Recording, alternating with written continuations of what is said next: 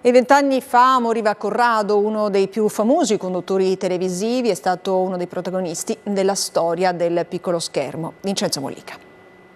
Mi unisco a tutto il pubblico che lo ammira e lo stima come uno dei più simpatici presentatori della televisione. E questo, me lo lasci dire, è un onore per me. Grazie. Così quel gigante di Vittorio De Sica interpretava magnificamente il pensiero e l'affetto del pubblico italiano nei confronti di Corrado. Era la canzonissima di Corrado e Raffaella Carrà. Oh, ti amo!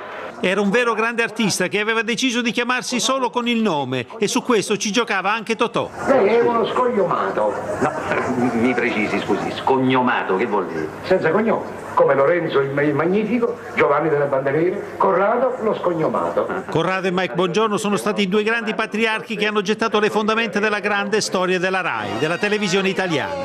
Tanti i programmi che ha inventato, su tutti la corrida, dilettanti allo sbaraglio, in cui si specchiava il buon umore di una nazione. Lei cosa fa nella vita?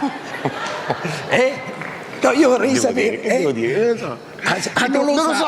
È il tipico concorrente della corrida, che cioè viene ma non sa perché. Corrado ha attraversato la radio e la televisione con garbo, intelligenza, ironia, simpatia. Non mi avete chiamato qui per fare il suo digiuno? Sia quando rincorreva Adriano Celentano e sia quando sorrideva con Alberto Sordi. Quanto è simpatico Corrado, dice la vecchia. E vota per te. E la televisione ti riconferma.